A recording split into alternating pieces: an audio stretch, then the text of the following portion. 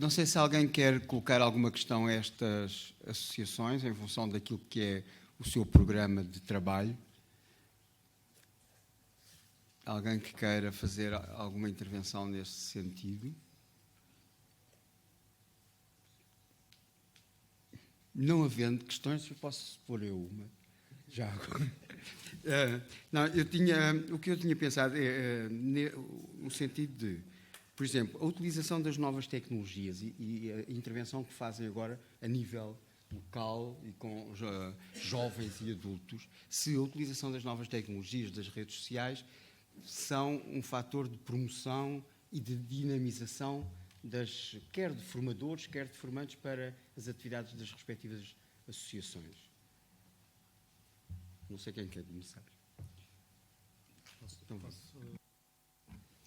bom, nós, a Associação Portuguesa de Educação e Formação de Adultos, neste momento não tem tido qualquer, digamos, formação ou atividade formativa, digamos, de uma forma mais formal e institucionalizada.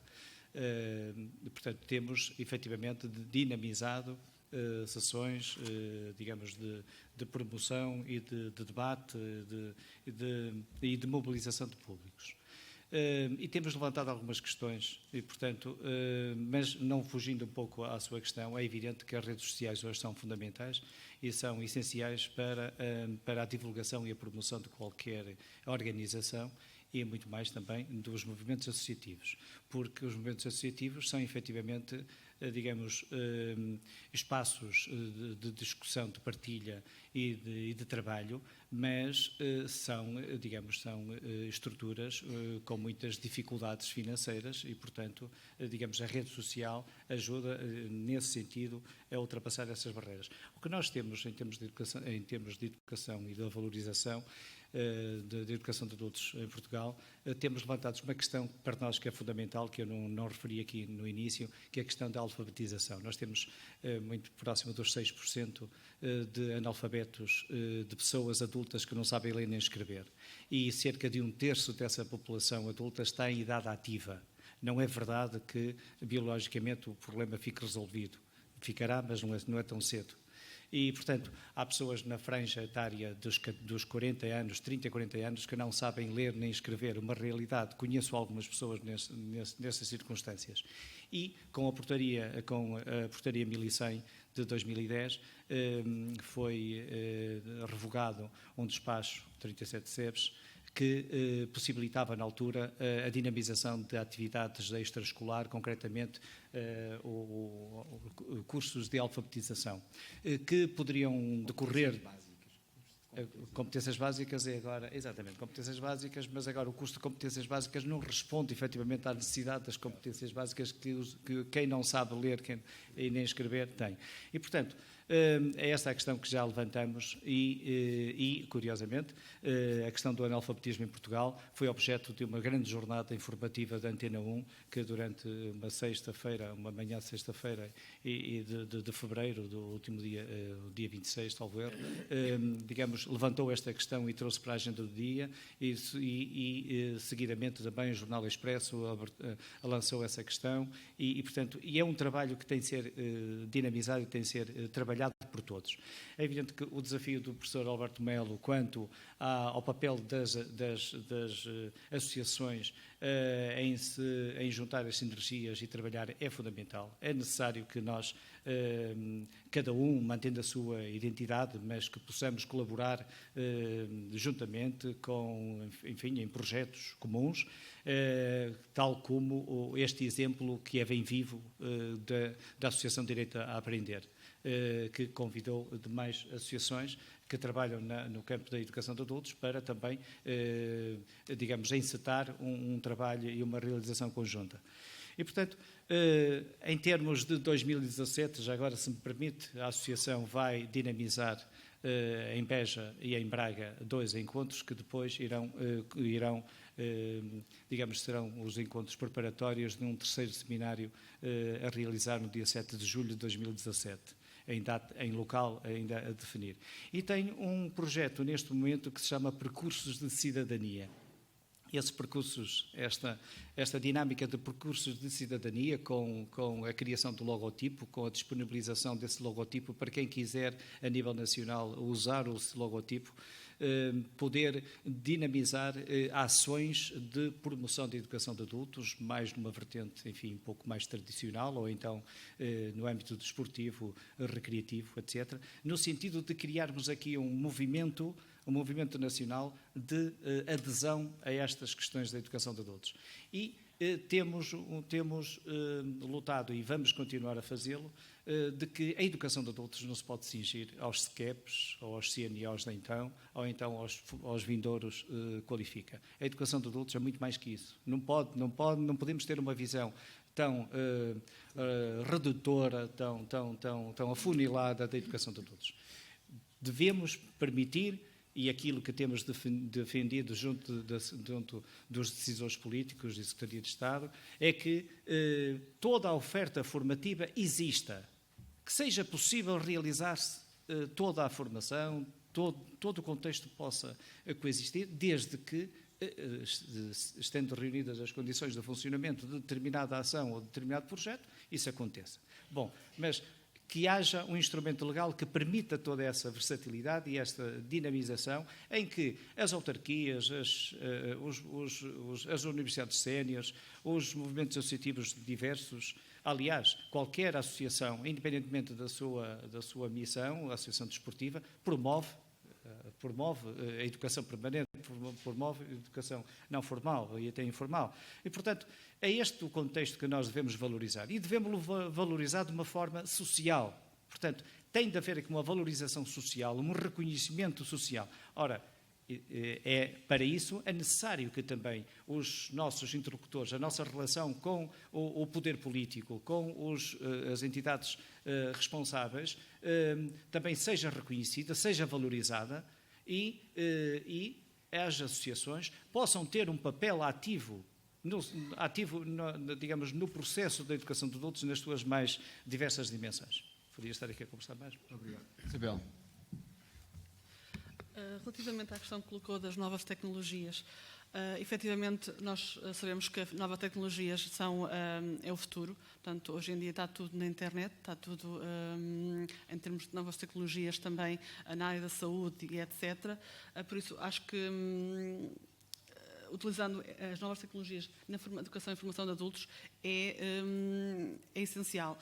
Por exemplo, neste momento, fazer o IRS, a segurança social, portanto, está tudo nas plataformas informáticas. Um adulto que não saiba utilizar, aceder à plataforma de IRS, portanto, das finanças, já não sabe como ir buscar uma declaração, ou de não dívida, ou consultar outros patrimónios, sei lá. Portanto, as novas tecnologias devem ser implementadas, na minha opinião, na educação e formação de adultos e é uma complementaridade tanto para a parte profissional, para o desempenho das funções de emprego dos adultos, tanto como na parte social, familiar e afins. Muito obrigado. Professor. Obrigado. Quanto às novas tecnologias, portanto, na APSEP temos utilizado essas novas tecnologias através do site e do Facebook, mas fundamentalmente para informação e para divulgação. Tem sido muito útil, na preparação do Encontro Nacional foi essencial, inscrições online, etc. Já quando lançámos desafios de tipo debates online, com alguns temas que foram lançados para debate, não houve resposta. Portanto, no próprio site temos um fórum, mas o fórum também não está a ser utilizado. Creio que não é um exemplo único, infelizmente. Acho que isso acontece com muitos outros sites. Eu estou a lembrar-me do site do Direito a Aprender, também é raro encontrar entradas no fórum e, portanto, não me parece ser uma maneira que atraia as pessoas em geral para o debate. Se já aqui às vezes é difícil em sala, então online muito mais difícil se torna. Mas alguém que queira pôr alguma questão? Eu vou só lançar o último desafio a estes três colegas que estão aqui ao meu lado, que é: imaginem que estava aqui um decisor político, não é o caso neste momento. O que é que lhes gostavam de dizer?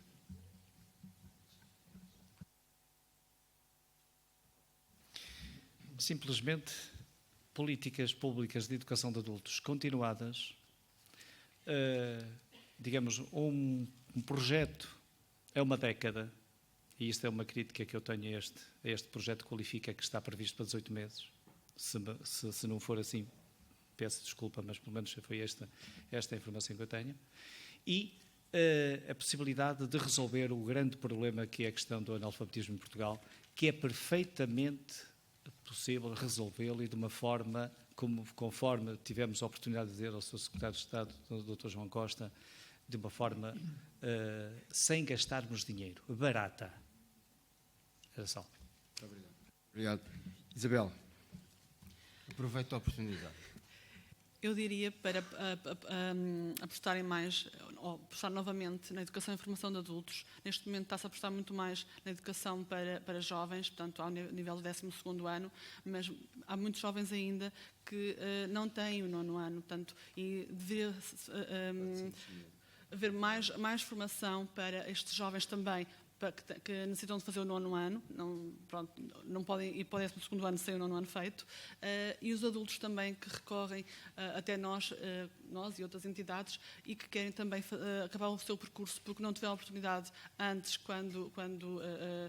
na altura das novas oportunidades, e neste momento querem o fazer e querem cursos de formação também para se valorizarem eles próprios, para poderem ir à procura de emprego e terem uma carreira que possam também ser um exemplo para os filhos, como há um bocadinho foi aqui feito, dito pela doutora Lucília, e muito bem. Portanto, eu gostaria que pensassem em voltar a apostar na educação e formação de adultos. Muito obrigado. Aproveito agora para enviar 2 telegramas para o Governo, de certo modo. Um primeiro é no sentido de se pensar realmente não em termos de programas ou projetos que são importantes para casos específicos e que no tempo podem ser realmente temporários, mas a educação de adultos, a educação permanente, necessita de uma política pública consolidada. Não se pode fazer tudo ao mesmo tempo, e ainda menos em situações graves do ponto de vista económico e financeiro, como vivemos hoje. Mas o que podemos é mostrar desde já a vontade política de o fazer. E o que normalmente se faz em países que pegaram neste problema realmente a sério, de forma profunda, foi pensar em termos de um livro branco sobre o problema, sobre a educação de adultos. Esse livro branco é um processo relativamente demorado, leva alguns meses a fazer, porque há uma consulta imensa por todo o país, a atores, organizações, instituições, sobre, efetivamente, quais são os grandes problemas na educação de adultos, quais são os recursos e as possibilidades de parcerias por todo o país, quais são as medidas que pareçam ser prioritárias, para estabelecer depois um calendário, que pode ser a 5, 10 anos, em que se vão tomando as medidas a pouco e pouco, porque tem que ser gradual, dadas as dificuldades, mas medidas que não caem de forma dispersa, medidas que vão encaixando no puzzle previamente definido e de forma participativa e de forma rigorosa, não é? O segundo telegrama tem a ver com, acho que precisamos de uma campanha para reverter aquela opinião pública que foi manipulada no sentido de dizer que os CNOs, os CRVCCs eram facilitismo e que as pessoas ganhavam o diploma de qualquer maneira, como se saísse na farinha Amparo. E isso é preciso realmente uma campanha forte para reverter este bichinho que contaminou parte da opinião pública, especialmente aqueles que não conheciam de todo o processo, porque aqueles que o conheciam sabiam que aquilo era uma mentira pegada.